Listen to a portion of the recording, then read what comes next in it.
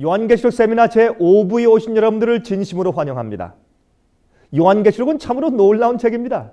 하나님께서 이 세상 역사를 어떻게 지배하고 계시는지를 보여주는 놀라운 예언서입니다. 오늘은 이 요한계시록 6장에 나오는 7인에 대해서 연구할 차례가 되었습니다. 여러분, 이 7인에는 네 말탄자가 나옵니다. 이 말탄자에 대한 상징이야말로 계시록 예언 중에서 가장 많은 관심의 대상이었고 가장 많은 여러 가지 해석들이 적용되어 온 예언입니다. 3세기에 살던, 즉 주후 200년부터 300년 사이에 살던 그리스도인들이 이 예언을 읽으면서 얼마나 많은 위로를 얻었는지 모릅니다. 로마의 디오클레시안 황제 시대의 핍박으로 AD 303년도에 순교당한 바 있는 빅토리우스라고 하는 사람이 있었는데 그가 쓴 요한계시록의 전체에 대한 주석이 지금까지 잘 전해져 내려오고 있습니다. 그는 요한계시록의 흐름을 반복적인 것으로 해석했습니다. 그것은 아주 중요한 관점입니다. 계시록에 나오는 사건들은 계속적으로 연속적으로 이어지는 사건들이 아니라 오히려 반복적인 각도에서 기록됐다는 것입니다. 다시 말해서 같은 시대에 있는 사건들을 다른 각도에서 반복적으로 기록한 것입니다. 그래서 7인과 7나팔은 같은 7교회의 시대 동안에 일어나는 사건들이라 그 말입니다. 다른 시대가 아닙니다. 이 요한계시록은 연속적으로 일어나는 사건들을 기록한 것이 아니라 같은 한 어떤 시대의 사건들을 다른 각도에서 반복적으로 기록해 둔 그런 예언서인 것을 우리가 이해해야 될 것입니다. 여러분, 7교회는 예수님께서 승천하신 이후에 초대교회서부터 시작해서 재림 때까지 교회 안의 영적 상태를 예언해 둔 것입니다. 그런데 7인은 같은 7시대 동안의 교회의 특징들 그리고 세상에서 일어나는 사건들로서 예수님의 재림 때까지 연결되는 이변들을 기록해 놓은 것이 7인입니다. 또한 7나팔은요. 7교회와 7인과 같은 시대들 동안에 세상 밖에 세상 나라들에서 일어나는 전쟁들과 사건들을 예언해 놓은 것이 7나팔입니다. 그러므로 우리가 지금 공부하려는 7인은 지난번에 우리가 공부했던 7교회의 시대들과 같은 시대들 동안에 일어나는 사건들이라 그 말입니다. 여러분, 요한계시록은 반복적인 방법으로 기록되었다는 사실을 여러분께서 이해하시면 좋겠습니다. 여러분, 요한계시록의 예언들은 계속적으로 이어지는 사건들이 아니라 반복적입니다. 자, 제1부는 보십시오. 1장부터 11장 아닙니까?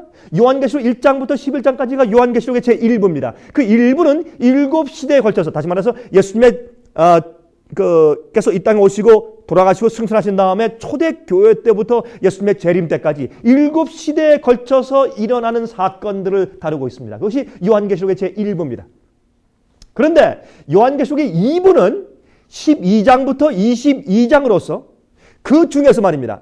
7번째 시대, 다시 말해서 이 7시대 가운데 7번째 시대, 다시 말해서 지구 역사의 마지막 시대의 사건에 초점을 맞추어서 기록해둔 예언이 바로 2부의 예언입니다. 그래서 요한계시록은 1부와 2부를 우리가 이렇게 나눌 수 있는 것입니다. 여러분이시여, 우리는 지금 바로 이 마지막 시대, 예수께서 오시기 바로 직전 제7번째 시대에 초점 맞춰 지금 예언한 바로 그 시대에 우리가 살고 있다 그 말입니다. 자, 그러면 예언을 주신 목적이 무엇일까요? 무엇 때문에 우리에게 예언을 주셨습니까? 요한복음 14장 29절에 말씀하시기를 이제 일이 이루기 전에 너희에게 말한 것은 일이 이룰 때에 너희로 믿게 하려 함이요 라고 말씀했습니다. 또한 요한복음 16장 4절에 말씀하시기를 오직 너희에게 이 말을 이룬 것은 너희가 그때를 당하면 내가 너희에게 이 말한 것을 기억나게 하려 함이라 그랬습니다.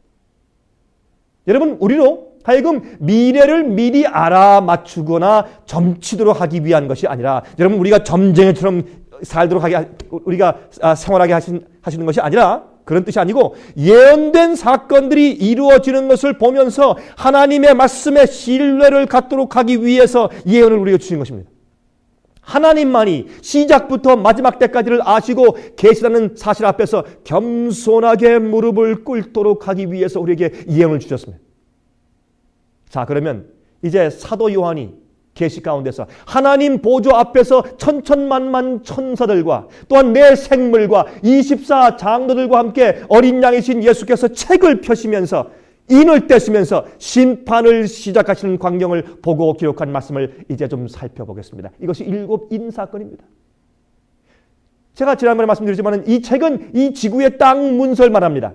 하나님께서 이제 드디어 이 지구가 마귀에게 빼앗겼는데 무엇 때문에? 우리 죄 때문에 우리가 죄로 이 땅을 마귀에게 팔았습니다. 예수님께서 당신의 피로 다시 사시면서 하나님의 성도들에게 과연 이 땅을 다스릴 권세를 다시 주어줄 수 있는지, 다시 그들에게 줄 수 있는지 없는지, 하나님께서 우리 인간들에게 다시 이 땅을 다스릴 권세를 다시 주고 그 고난을 줄 수 있는지를 조사하시는 것입니다. 하나님께서 그냥 주시는 것이 아니라 하나님께서 우리 인간을 구원하실 때 우리 인간이 정말 구원받을 만한 그런 성품이 준비되어 있는지, 그 마음에 진실한 회개가 있는지를 조사하시는 것입니다. 여러분, 주님께서 여러분을 의롭게 하시고 구원하시기 전에 무엇이 필요하냐면 여러분의 간증과 여러분의 증인의 역할이 필요한 것입니다. 온 우주 앞에서 공개적인 심판을 하시는 것입니다. 하나님께서는 슬쩍 그렇게 구원하지 않으십니다. 모든 것을 공개적으로 펼쳐서 주님께서 우리를 구원하시고 이 세상을 판단하시는 것입니다. 모든 하나님을 믿는 자들의 성품을 조사하시고 다 한 다음에, 그러므로 성도들이 다시 이 땅을 가질 고난이 있다는 것을 증명해 보이신 다음에 그 다음에 주님께서 구속사업을 마치시고 이 땅을 다시 인간들에게 주신다, 그 말입니다. 그것이 새 하늘과 새 땅인 것입니다.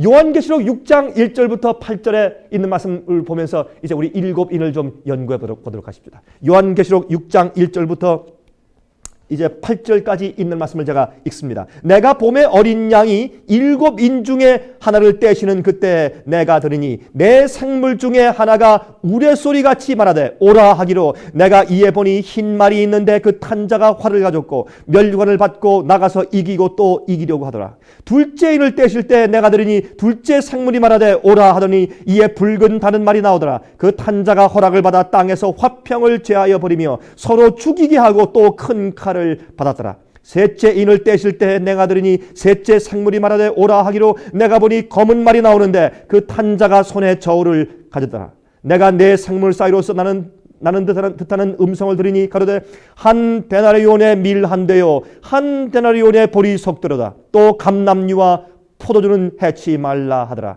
넷째 인을 떼실 때 내가 넷째 생물의 음성을 들으니 가로되 오라 하기로, 내가 봄에 청황색 말이 나오는데 그 탄자의 이름은 사망이니 음부가 그 뒤를 따르더라.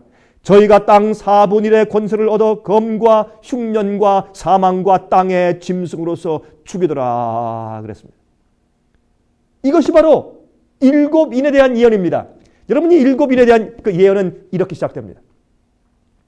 이제 예수님께서 이제 인을 떼실 때마다 생물 중에 하나가 소리를 지릅니다. 오라, come 그래요. 그 말은 이제 네 마리 말이 지금 준비되어 있는데 한 마리씩 오라 그 말입니다. 오라 할 때마다 주님께서 인을 하나 떼시면 오라 하면 또 한 마리 말이 좀 지나가고, 또 오라 하면 두 번째 인을 뗄 때 두 번째 말이 지나가고 해서 네 마리, 이제 넷째 인까지 지나가는 것을 우리가 보는 것입니다.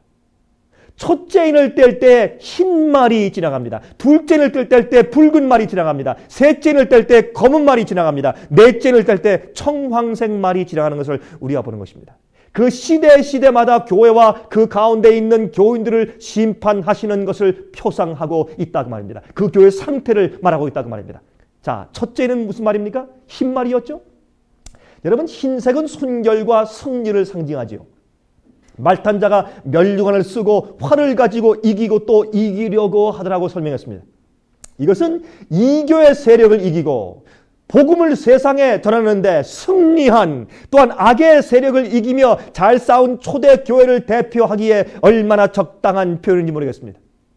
하박국 3장 8절 9절에 말씀하시기를, 여호와여 주께서 말을 타시며 구원의 병거를 모시오니 주께서 활을 꺼내시고 살을 바로 바라셨나이다 라고 기록되어 있습니다. 그러므로 이 성경 가운데 하나님께서 바로 이제 말을 타시면서 활을 쏘시는 것이 복음으로 세상을 점령하시는 것으로 상징되어 있는 것을 우리가 볼 수가 있는 것입니다. 역사가, 잘 알려진 역사가 에드워드 기번시가 쓴 History of the Decline and the Fall of the Roman Empire, 로마 제국의 기울어짐과 멸망이라는 그 책 15장을 보면 거기에 초대교회 당시 로마에 있는 그리스도인들의 숫자가 약 한 5만 명쯤 이상 되었다고 소개했습니다. 또한 소아시아 지방의 안디옥에 살던 그리스도인들의 숫자만 10만 명으로서 그 도시의 5분의 1을 차지했다고 설명했습니다. 또한 그 당시 로마 제국 안에 있던 그리스도인들 숫자의 전체를 보면 약 한 50만 명이 되었다. 죄송합니다. 500만 명이나 되었다고 그렇게 그는 기록했습니다. 여러분, 초대교회 얼마 안 됐을 때 여러분 500만 명이라는 숫자가 급증하였습니다. 가는 곳마다 교회가 있었고, 가는 곳마다 복음이 전파되었고, 가는 곳마다 그리스도인들이 있었습니다. 이것은 바로 초대교회가 힘말을 가지고 나가서 싸우고 또 싸워서 이기는 그런 힘이 있는 교회를 상징하는 것이라 하겠습니다. 그래서 로마서 1장 8절에 말씀하시기를 첫째는 내가 예수 그리스도를 말미암아 너희 모든 사람을 위하여 내 하나님께 감사함은 너희 믿음이 온 세상에 전파됨으로다 그랬습니다. 또한 골로새 1장 23절에 말씀하시기를 후반입니다. 이 복음은 천하 만민에게 전파된 바요 나 바울은 이 복음의 일꾼이 되었노라 그랬습니다. 여러분, 그 당시에 이미 바울이 있을 당시에 복음이 세상 끝까지 이미 다 전파되고 알려졌다고 설명했습니다. 여러분, 이것은 초대교회의 흰말을 타고서 활을 쏘는 그런 바로 모습이 아닙니까? 이기는 모습이 아닙니까? 두 번째 인을 뗄 때, 주님께서 두 번째 인을 뗄 때 붉은 말이 옵니다. 붉은 말은 전쟁과 피 흘림을 상징합니다. 그것은 일곱 교회 시대의 핍박의 시대인 바로 서머나 교회의 시대처럼 말입니다. 서머나 교회를 상징합니다. 교회 안에 첫사랑이 식었습니다. 서로 질투하기 시작했습니다. 시기하기 시작했습니다. 당파가 들어왔습니다. 그래서 화평을 제하여 버리고 서로 죽이게 하더라고 말했습니다. 또 큰 칼이 주어졌습니다. 이렇게 교회가 문제가 생기고 점점 흰 색깔이 없어지면서 시기, 질투와 싸움이 생길 때 그때 큰 핍박이 왔습니다. 그 위에 또 핍박이 왔어요. 그래서 붉은 피를 많이 흘린 시대입니다. 교회가 순결을 잃기 시작한 시대입니다. 외부의 핍박으로 고난받던 시대입니다. 이것이 바로 두 번째 인인 붉은 말의 시대였던 것입니다. 셋째 인은 검은 말의 시대입니다. 검은 말이 왔습니다. 이것은 말탄 자가 그 손에 저울을 가지고 있다고 설명했습니다. 이 시대는 교회가 검은 세력에게, 즉 악의 세력에게 굴복되었던 시기입니다. 순결하고 의로웠던 교회가 깊이 타락하여서 떨어진 시대입니다. 세속주의와 돈을 사랑함이 교회를 채우고 이교의 오류가 교회 안에 들어와서 순결한 진리들을 대치하기 시작한 타락한 시대였습니다. 하나님의 말씀보다는 주님의 말씀보다는 인간의 정통과 인간의 가르침들이 세력을 얻었던 때였습니다. 여러분, 지옥설, 영혼불멸설, 연옥설, 이것은 잘못된 가르침입니다. 영원한 지옥이 지고 사람들 태우고 벌 주는 것은 성경적이 아닙니다. 사람이 죽으면 또 영원히 지옥 가고 천당 가고 하는 것은 그것은 성서적이 아닙니다. 사람은 죽은 다음에 부활 때까지 잠잔다고 설명했습니다. 연옥설은 성경적이 아닙니다. 연옥설은 하늘과 지옥 사이에 또 어떤 가는 연옥이 있다는 것은 성경적이 아닙니다. 이런 이교의 가르침이 서서히 들어왔습니다. 또한 고해성사, 사람이 인간 신부에게 가서 죄를 구하는 고해성사, 성경적이 아닙니다. 중보자는 예수님밖에 없습니다. 또한 성자를 숭배하는 것들, 또한 하나님의 계명을 바꾸는 일들, 둘째 계명을 바꿨죠. 왜요? 우상을 숭배하니까. 또한 예배 드리는 날짜를 바꾸는 등등 많은 진리의 타협이 있었던 시대입니다. 신학자들의 의견이 성경보다 더 권위를 얻던 시대였습니다. 미신과 종교의식이 진정한 영적 경험을 대치했던 시대입니다. 복음이 로마를 정복하였는데 이제는 로마가 기독교를 정복하게 되었습니다. 로마가 오히려 교회를 정복했습니다. 여러분, 천주교회의 의식들이 교회에 자리 잡은 시대가 바로 이 시대였습니다. 여러분, 손에 있는 저울은 무엇입니까? 이 말탄자가 검은 말탄자가 손에 저울이 있습니다. 저울이 뭘까요? 저울은 정부의 법을 다스리는 권위를 상징합니다. 저울은 법의 권위를 상징해요. 여러분, 법정에 가서 보시면 무엇이 있습니까? 저울의 그림들이 있죠. 이것은 무엇이냐면 교회의 지도자에게 정치와 종교의 권위가 둘 다 주어진 것을 상징했습니다. 그래서 컨스탄틴 황제와 저스티니안 황제가 로마에 있는 교회의 감독에게 정치적인 권위를 주었다 그 말입니다. 이래서 이교를 다스리고 처단할 수 있는 권리를 주었습니다. 그때부터 교황권이 시작되었고 이때부터 폭력이 시작되었고 진실되게 믿는 자들에 대한 교회 정치의 핍박이 시작되었다. 그 말입니다. 이 인 가운데 이렇게 말했습니다. 가로되 한 데나리온의 밀 한 대요, 한 데나리온의 보리 석 대로다. 또 감람류와 포도주는 해치 말라 하더라. 무슨 뜻일까요? 여러분, 한 데나리온은 그 당시에 한 어른이 일하여서 받는 하루 품삯입니다. 원래 한 데나리온 가지고 밀 5대를 살 수 있어야 되는데, 그런데 한 데나리온 가지고 밀 1대밖에 못 삽니다. 또 한 사람 먹을 수밖에 없는 양밖에 안 돼요. 그러므로 한 데나리온으로 보리는 보통 24대를 살 수 있어야 하는데, 그런데 석 대밖에 사지 못하는 것입니다. 이것은 심각한 기근을 말합니다. 심각한 가난과 경제 위기를 말합니다. 이 중세기 동안에 기독교회는 심각하게 타락해서 영적인 기근이 들었어요. 신자들이 이 적은 양의 영적 음식밖에 얻지 못하게 되었습니다. 진리보다는 인간의 전통과 오류가 판을 치는 시대가 되었어요. 그러나 감람류로 상징된 성령의 역사는 여전히 존재했습니다. 포도주, 다시 포도즙이죠. 이것은 예수님의 가르침을 상징했습니다. 참 진리를 믿는 자들은 아직 조금 남아있으니 그들을 해하지 말라고 하는 것입니다. 그러나 전체적으로 교회가 깊이 타락해서 영적인 참된 진리와 양식이 없는 기근의 시대를 말하는 것입니다. 여러분, 이사야 55장 1절을 말씀하십니다. 너희 목마른 자들아 물로 나오라. 돈 없는 자도 오라. 너희는 와서 사 먹되 돈 없이 값 없이 와서 포도주의 젖을 사라라고 설명했습니다. 여러분 아십니까? 그런데 오늘날도 심각한 진리의 기근의 시대에 우리가 지금 살고 있는 것을 아십니까? 교회들은 많이 있습니다. 교회가 겉으로 많이 성장하고 있습니다. 그러나 영적으로 성경적인 참된 진리가 고갈되어 있는 상태에 있는 것입니다. 인간적인 가르침들이 세력을 얻고 있습니다. 여러분이시여, 지금도 오늘날도 이 시대에 영적인 기근이 있는 것을 여러분 아십니까? 네 번째 이는 청황색 말을 말합니다. 네 번째 이는 청황색 말인데, 여러분, 청황색은요 죽음의 색깔입니다. 시체의 색깔이에요. 이것은 검은색보다 더한 나쁜 색깔입니다. 나뭇잎이 햇빛을 받지 못하고 죽으면 청황색으로 변합니다. 의의 태양이신 예수님에게서 떠나고 원래 사도의 가르침에서 멀리 떠나버린 그 당시 교회, 의의 태양빛인 예수 그리스도의 순결한 진리의 빛이 파고 들어갈 수 없게 되어버린 교회를 말하는 것입니다. 영적으로 완전히 죽어있던 시대였습니다. 성직자들은 오히려 오류를 가르치고 성경대로 믿기로 작정하는 자들을 교회의 권위로 핍박하고 출교시키던 시대입니다. 이때는 교황권의 횡포의 시대였습니다. 여러분, 옛날 로마 나라가 기독교회를 없애려고 핍박을 많이 했죠. 그러나 실패했습니다. 그래서 마귀는 이제 교회 안에 들어와서 성공하기 시작했습니다.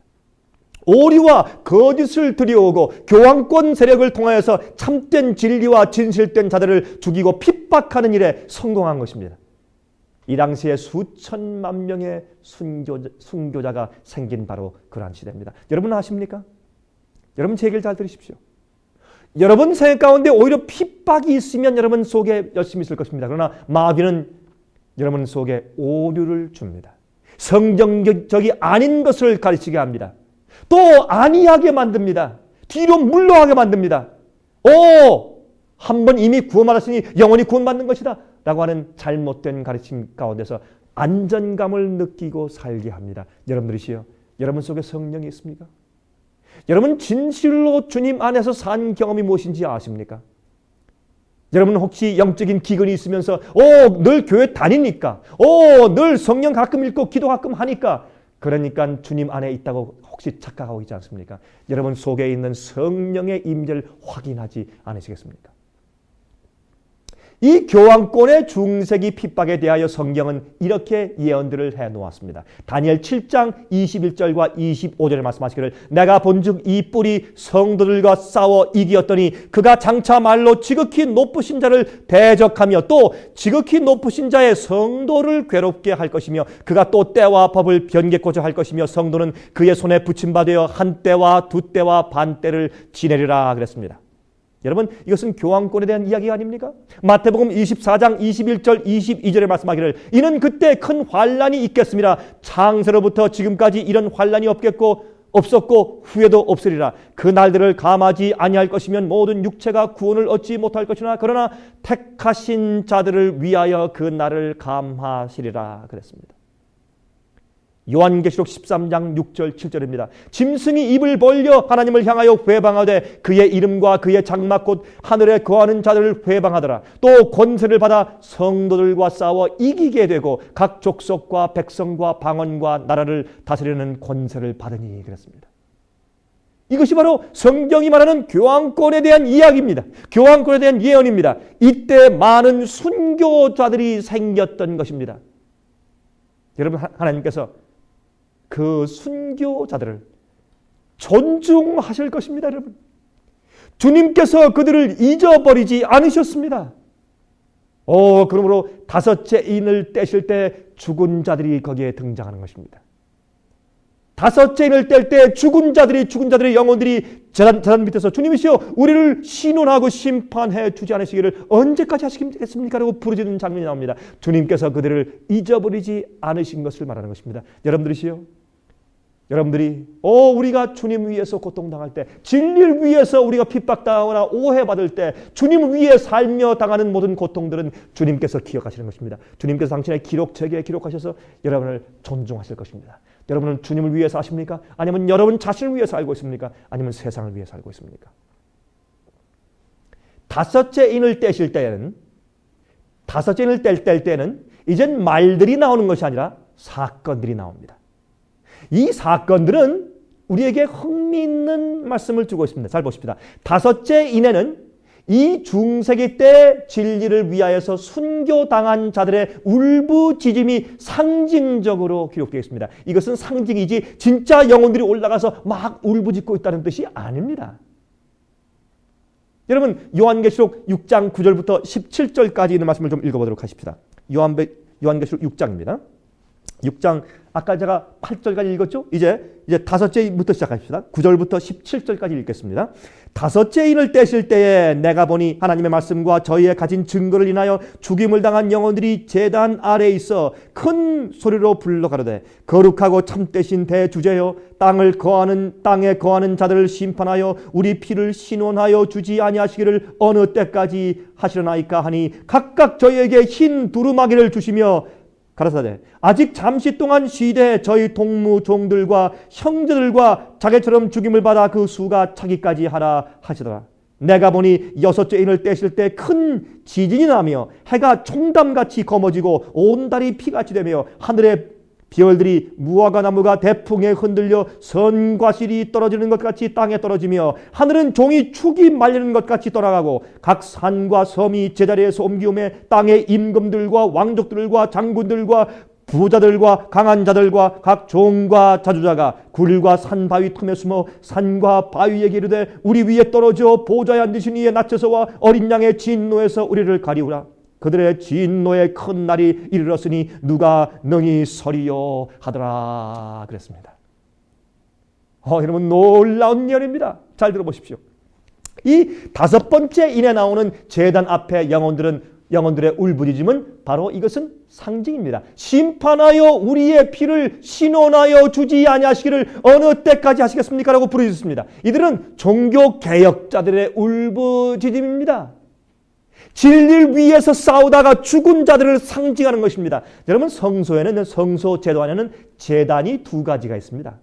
성소 안에 분향단이 있고 성소 뜰에 번제단이 있습니다. 성소 뜰에 있는 번제단 밑에 제물들의 그 양이나 염소의 제물들의 피를 쏟는 것입니다. 그러므로 이것은 바로 성소 뜰에 있는 제단에 있는 피를 상징합니다. 여러분 예수님과 그 진리를 위해서 죽임을 당한 영혼들이 부르짖고 있는 것을 지금 성경은 상징하고 있는 것입니다. 여러분 아십니까? 창세기 4장 10절을 보면 이런 말씀이 있어요. 말씀하시되 가라사대 내가 무엇을 하였느냐? 내 아우의 핏소리가 땅에서부터 내게 호소하였느니라 그랬습니다. 이것은 하나님께서 가인에게 하신 말씀이죠. 상징이죠. 여러분 피가 어떻게 호소하고 피가 어떻게 소리를 지릅니까? 이것은 상징적인 이야기죠. 그렇죠? 마찬가지로 여기에 이 죽은 영혼들이 소리 지르는 것은 상징입니다.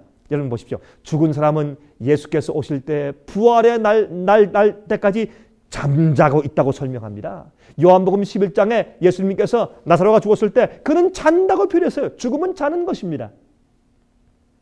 여러분 보세요. 전도서 9장 5절에 말씀하십니다. 무릇 산 자는 죽을 줄을 알되 죽은 자는 아무것도 모르며 그랬죠. 여러분 죽은 자는 아무것도 모르는 것입니다. 자는 것으로 표현했습니다. 시편 6장 5절에 말씀했습니다. 사망 중에는 주를 기억함이 없사오니 그랬습니다. 죽은 자는 아무것도 모르고 잠자고 있는 것입니다. 시편 146장 4절에 말씀하십니다. 그 호흡이 끊어지면 흙으로 돌아가서 당일에 그 도모가 소멸하리로다 그랬습니다. 우리가 죽고 나면 우리가 하는 일들이 다 없어지고 소멸해버려요. 왜? 잠자고 아무것도 모르기 때문에. 이것이 성경의 가르침입니다. 그런데 여러분 사람이 죽은 다음에 영혼이 살아있고 영혼이 생각하고 여러분 영혼이 하늘에 가고 또 지옥 가고 그렇게 하는 것은 성경적이 아닙니다. 여러분이 영혼 불멸설이 잘못되었다는 데 대해서 더 확실히 알고 싶은 분들은 저에게 전화하십시오. 전화해서 여러분 저희 무료 전화로 전화하십시오. 전화해서 저에게 책잘 받으십시오. 저희가 다 설명해 드리겠습니다. 감리교의 주석가인 아담 클락 박사의 저서인 다니엘과 요한계시록 예언들이란 책 433페이지에는 이렇게 말씀되어 있습니다. 요한은 상징적인 계시 가운데서 제단을 보았다. 그 아래에 있는 영혼들은 하나님의 말씀 때문에 순교를 당한 그리스도인들로서 우상 숭배와 미신적인 오류의 가르침들 때문에 금방 바로 얼마 전에 새롭게 희생당한 자들을 표상하고 있는 것이다. 이 제단은 지구, 이 땅에 있는 것을 말하는 것이지 하늘에 있는 제단을 말하는 것이 아니라라고 설명했습니다. 또 장로교회의 주석가인 엘버트 바언스 목사의 저서인 신약성경 해석 9권, 즉 계시록 주석책 171페이지에 말씀하기를 우리는 이 제단 밑에 영혼들에 대하여 실제 문자적 그리고 문자적 그대로 일어난 일로 보아서는 안 된다. 요한은 제단 밑에 있는 순교당한 자들을 본 것으로서 이 모습은 상징적으로 기록된 것이다. 우리는 하늘에 있는 자들이 실제로 자기들을 해한 자들을 심판해 달라고 혹은 보복하여 달라고 기도하고 있다고 생각해서는 안 될 것이다. 그렇게 말하였습니다. 여러분 이 장면의 계시는 넷째인 당시에 핍박으로 죽은 자들이 많다는 사실을 알려주고 있는 것입니다. 그들의 고통과 그들의 죽음을 주님께서 잊어버린 것인 것이 아니고 주님께서 그들을 인정하신다는 것을 지금 말씀하고 보여주는 것이 바로 이 5번째인 때인 것입니다. 하나님께서는 그 순교자들에게 주님의 의를 상징하는 흰옷을 주셨다고 성경은 설명합니다. 그들은 억울하게 누명을 뒤집어 쓰고 죽임을 당했었습니다. 그들이 죽을 때 말이죠. 빨간 옷을 입혔습니다. 또 불꽃 같은 그림을 그리고 너희가 죽으면 이제 지옥불로 떨어진다고 그렇게 억울하게 누명을 뒤집어 쓰고 죽임을 당했습니다. 하나님께서 말씀하기를 너희가 잠깐 쉬고 자라. 너희 형제의 숫자가 찰 때까지 좀 잠깐 쉬고 좀 자라. 왜? 내가 너희를 기억한다. 내가 너에게 흰옷을 준다. 내가 너희를 의롭게 인정한다고 성경은 설명하는 것입니다. 여러분들이시여 어떤 때 우리가 주님 위해서 의를 위해서 진리 위해서 핍박받을 때 어렵지만은 기억하십시오. 하나님께서 여러분을 기억하시는 것입니다. 또한 요한계시록 7장 13절과 14절에 이렇게 말씀했죠. 장로 중에 하나가 응답하여 내게 이르되 이 흰옷 입은 자들이 누구며 어디서 왔느냐. 내가 가로되 내 주여 당신이 알리다 하니 그가 나더러 이르되 이는 큰 환난에서 나오는 자들인데 어린 양의 피에 그 옷을 씻어 희게 하였느니라 그랬습니다. 또한 요한계시록 3장 5절에 말씀하기를 이기는 자들은 이와 같이 흰옷을 입을 것이요 라고 말씀했지 않습니까? 여러분 영국의 크로멜 장군이 사뮤 몰랜드 경에게 교황권이 십자군을 보내어서 walden스인들을 학살한 사실을 조사해 오라고 부탁했을 때 그는 끔찍한 사실들을 가지고 와서 보고했습니다. 그때 신라권을 영어로 Paradise Lost, 신라권을 저술한 것으로 유명해진 시인 존 밀턴 씨는 이렇게 적었습니다. 하나님이시여, 그들을 보복하여 주시옵소서. 알프스 산에 차디찬 뼈들이 되어버린 이 불쌍한 성도들을 기억하시고 학살당한 당신의 자녀들을 신원하여 주옵소서. 우리의 조상들이 나무와 돌들을 섬길 때 이들은 하나님의 순결한 진리를 믿었지 아니하였나이까. 알프스산 피드몬 골짜기에 있는 그들의 신음소리를 당신의 기록책에 기록하여 주소서 주여 라고 기록했습니다. 이런 식으로 다섯째 인에 그렇게 이 죽은 영혼들이 심판을 해달라는 격으로 상징적으로 기록해 두었다 그 말입니다. 여섯째 인은 상징적인 내용에서 실제적인 사건으로 이제 들어갑니다. 자, 지금까지는 상징적으로 기록했습니다. 이제 여섯째 인과 일곱째 인은 실제적인 사건으로 바뀌는 것을 그 내용, 그 문자 그대로 우리에게 설명해 주고 있습니다. 문자적인 내용으로 그 내용이 지금 바뀌어 가고 있는 것을 우리가 볼 수 있다 그 말입니다. 성경은 구약과 신약에 예수 재림 전에 있는 땅과 하늘에 있는 징조들을 언급하고 있습니다. 다시 말해서 예수께서 이 땅에 오시기 바로 직전에 있을 사건들 말입니다. 이 징조들은 예수 그리스도의 다시 오심이 가까워왔다는 사실을 우리에게 알려주는 사건인 것입니다. 지금까지 우리가 공부한 지난 다섯인들은요, 다섯인들을 통해서 기독교의 시작과 그리고 타락과 그리고 암흑시대의 핍박을 보여주시고 하나님께서 그 시대마다 모든 되어가는 일들을 다 아시고 심판하시고 있다는 사실을 보여주시고 나서 여섯째 인을 떼시면서 시대의 긴급함을 보여주시고 있는 것입니다. 자, 이런 일이 시작된다면 이런 시대 지난 다음에 이제 마지막에 가까워 옴을 우리에게 깨우쳐주고 있는 것입니다. 자, 그러면 이제 여섯째 인을 떼시면서 이 마지막 시대가 가까움을 알려주시면서 제일 먼저 어떤 징조를 주십니까? 실제적으로 제일 먼저 큰 지진을 이 땅에 보내서 주님께서 우리 사람들을 깨우시는 것입니다. 자, 이제 때가 되었다 그 말입니다. 1755년도 11월 1일 날, 다시 말해서 중세계 핍박이 끝날 즈음에, 큰 환란이 끝날 즈음에 그때 포르투갈 리스본에 대지진이 있었습니다.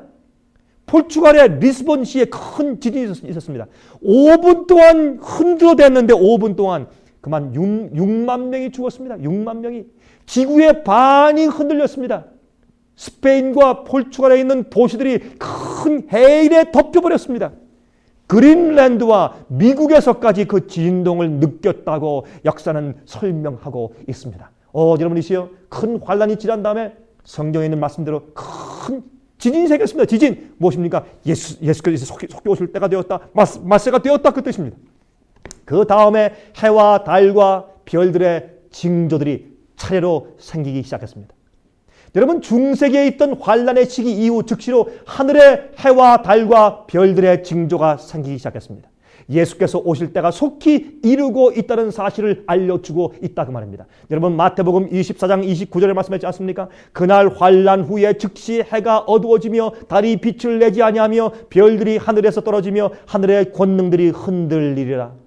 누가복음 21장 25절에 말씀했습니다. 1월 성신에는 하늘의 해와 달과 별들의 1월 성신에는 징조가 있겠고 그랬습니다. 또한 구약성경 요엘 2장 31절에 말씀하시기를 여호와의 크고 두려운 날이 이르기 전에 해가 어두워지고 달이 핏빛같이 변하려니와 그랬습니다. 또한 사도행전 2장 20절에 말씀하시기를 주의 크고 영화로운 날이 이르기 전에 해가 변하여 어두워지고 달이 변하여 피가 되리라 그랬습니다. 성경은 바로 재림 전 현저한 하늘의 징조가 있을 것을 계속 설명해 두었습니다. 환란 후에 중세기의 그 핍박이 많던 환란 후에 그러한 징조들이 보일 것이라고 성경은 이미 예언해 두었지 않습니까? 그런데 정확하게 예언들이 다 성취되었지 않습니까, 여러분? 종교 암흑 시대 동안에 5천만 내지 1억의 그리스도인들이 순결당했습니다. 바로 이 큰 환란 이후에 정말 큰 지진이 생겼지 않습니까? 또한 이 지진 이후에는 예언대로 1780년도 5월 19일 날 갑자기 해가 어두워지는 일이 생겼습니다. 미 동북부에 생겼습니다. 여러분, 왜 미국에서 그 사건이 일어났느냐고요? 청교도들이 핍박을 피해서 어디로 왔습니까? 미국으로 도망해 왔지 않습니까? 그 이후에 이 미국이 복음의 중심지가 되었습니다. 기독교의 중심지가 된 미국에 바로 그 징조를 주어서 미국에 있는 그리스도인들에게 이 성경 예언을 깨닫게 하신 것입니다. 그래서 이 성취가 바로 미국에서 생겼습니다. 하나님께서 이 그리스도인들을 깨우시려면 미국을 깨워야 되었기 때문에 그렇습니다. 1780년 5월 19일 날 아침에 여전히 태양이 떠올랐습니다. 그런데 갑자기 아침 10시부터 어두움이 덮이기 시작했습니다. 자기 손바닥을 보려고 해도 안 보일 정도로 칠흑 같은 어둠이 덮였습니다. 닭과 새들이 자기 둥우리로 돌아가고 소도 자기 외양간으로 돌아갔습니다. 어두움이 그 다음날 아침까지 계속되었다고 설명했습니다. 여러분이 Connecticut Historical Collection 403페이지에 이제 말씀하시기를 예일대학 총장이었던 티모티 드와이트 박사가 이렇게 말했습니다. 그날의 경험을 설명했어요. 커넥티컷의 국회의원들이 회의를 연기하고 심판날이 이르렀다고 가슴을 치면서 촛불을 켜들고 집으로 돌아갔다는 것입니다. 그날 밤에 떠오른 달은 핏빛같이 붉은 달이었습니다. 참 이상하죠. R.M. 데번스 씨는 그의 책 우리나라 미국의 첫 세계라는 책에서 1780년도 5월 19일에 흑암일은 오래도록 기억될 가장 놀라운 자연현상이었으며 설명할 수 없는 신비로운 이 어두움은 아침부터 대낮에 미 동북부 뉴 잉글랜드 주들을 뒤덮었다. 그렇게 말했습니다. 또한 성경이 예언한 대로 해가 어두워진 후에 별들에 떨어지는 일들이 있었습니다. 여러분 아십니까? 애그니스 M. 클락스가 저술한 19세기의 천문학의 역사 책 328페이지에서 말하기를 1833년 11월 12일 밤에 이 지구의 별들이 쏟아져 내려왔다. 멕시코만에서부터 카나다 헬리팩스에서까지 볼 수 없었던 이 기현상은 새벽 동이 틀 때까지 계속되었는데 마치 별들이 사방팔방으로 쏘아대는 것처럼 온 하늘을 불꽃놀이로 수를 놓았다. 그랬습니다. 여러분 아십니까? 참 놀라운 일입니다. 바로 마지막 환란이 있은 바로 직후에 큰 지진이 생겼죠. 해가 어두워졌습니다. 그날 밤에 달이 핏빛처럼 이상하게 변했습니다. 해와 달의 징조가 생겼습니다. 그 다음에 별이 떨어졌습니다. 무화과 나무가 이 선과 실이 대풍에 흔들려 떨어지는 것처럼 우두두두 막 떨어졌습니다. C.A. 영씨가 쓴 Manual of Astronomy 이 천문학 매뉴얼 책에 469페이지에 이렇게 기록했습니다. 유성들이 떨어지는 현상 가운데 가장 놀라운 현상은 1833년도 11월 12일에 일어났던 것으로서 5시간 내지 6시간 동안에 1시간에 약 20만 개씩 이상의 별들이 떨어졌다 그랬습니다. 그 당시 신문들은 별들이 마치 선과 실이 대풍에 흔들려 떨어지는 것 같았다고 성경의 표현을 빌려서 기록해 두었습니다. 그 후에 성경은 또 하늘이 종이축이 말리는 것처럼 떠나가는 사건을 말했습니다. 이것은 이 지구의 대기권을 말하는 것입니다. 여러분 베드로후서 3장 10절부터 13절에 다음과 같이 말씀한 것을 볼 수 있습니다. 그러나 주의 날이 도적같이 오리니 그 날에는 하늘이 큰 소리로 떠나가고 그 체질이 뜨거운 불에 부러지고 땅과 그 중에 있는 모든 일이 드러나리로다. 이 모든 것이 이렇게 풀어지리니 너희가 어떠한 사람이 되어야 마땅하뇨. 거룩한 행실과 경건함으로 하나님의 날이 임하기를 바라보고 간절히 사모하라. 그날에 하늘이 불에 타서 풀어지고 체질이 뜨거운 불에 녹아지려니와 우리는 약속의 의에 거하는 바 새 하늘과 새 땅을 바라보도다 그랬습니다. 여러분들이시여 환란 후에 큰 땅이 흔들리는 지진이 생겼습니다. 바로 그 이후에 성경 예언대로 하늘에 해가 갑자기 드러나지 어두워졌습니다. 이상합니다. 일식도 아니었습니다. 참 이상하게 온 하루 종일 깜깜했습니다. 밤처럼. 또 그날 밤에 달이 떠올랐는데 달이 핏빛처럼 붉게 변했습니다. 또 그 후에는 또 별들이 떨어지는 놀라운 징조가 하늘에서 보였습니다. 여러분, 이런 식으로 징조가 하나씩 하나씩 다 진행된 다음에 마지막에 주님께서 이 땅에 오실 때 대기권이 타서 없어지면서 예수께서 이 땅에 오신다고, 땅이 타서 풀어지고 녹아지면서 이 땅에 오신다고 그렇게 설명합니다. 이것이 바로 여섯째 있는 것입니다. 여러분, 그때 악인들이 어떻게 소리 지릅니까?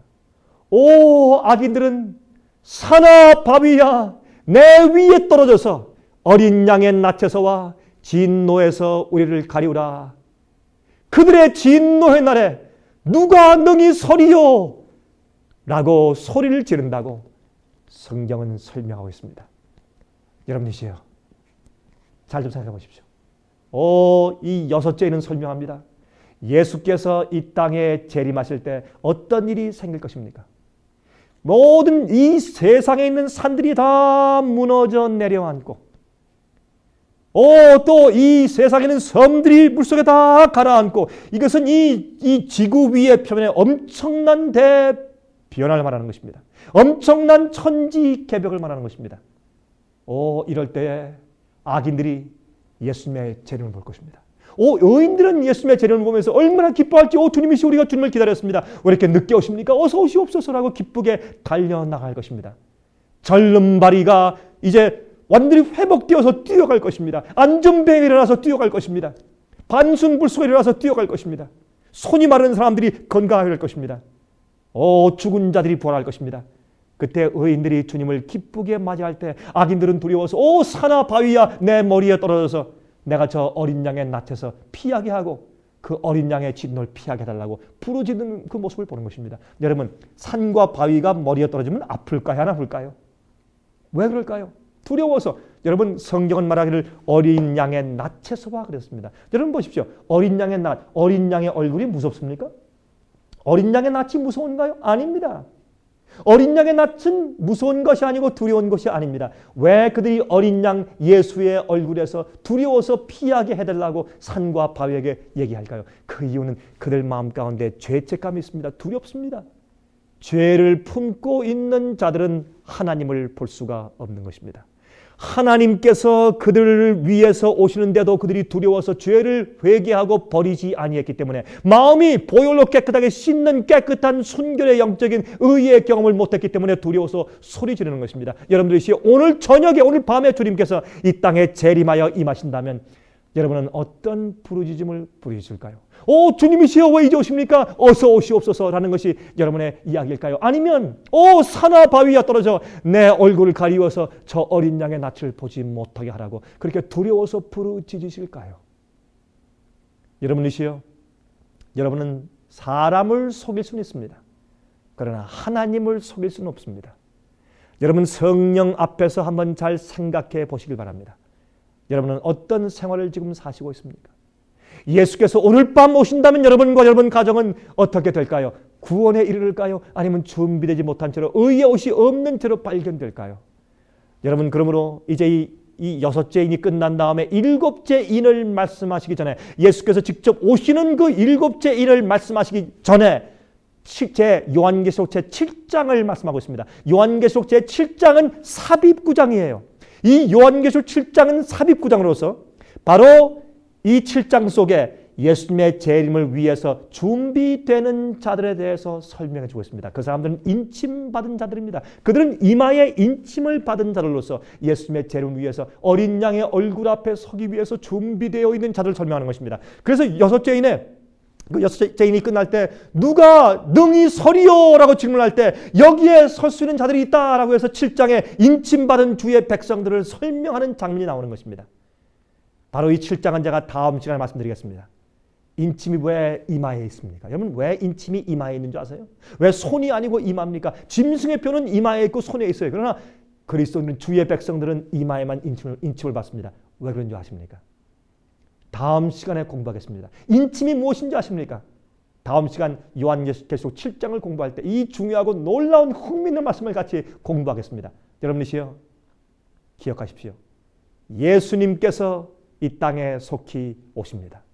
준비하시기 바랍니다. 준비는 진정한 회개와 또한 죄를 고백함과 그 죄를 버리는 것입니다. 또한 주님의 은혜의 능력으로 우리가 죄에서부터 보호함을 받는 것입니다. 세상에 살지만 세상에 속하지 않는 성도가 되는 것입니다. 여러분이시여 예수님 오실 때 여러분의 고난을 기억하실 것입니다. 이 세상을 버리려고 애쓴 여러분의 생애를 기억하실 것입니다. 예수님께서 오실 때 여러분 뭐라고 말할까요?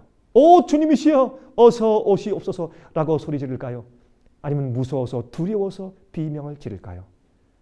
지금 이 시간 성령께서 말씀하신 이 시간에 여러분 마음을 주 앞에 온전히 굴복하고 바치지 않으시겠습니까? 다음 시간 뵐 때까지 성령께서 여러분 마음 가운데 크게 역사하시고 우리가 같이 공부하는 요한계시록이 여러분 생애를 바꿔주는 놀라운 계기가 되기를 간절히 바랍니다. 제가 다음 시간 다시 뵙겠습니다. 안녕히 계십시오.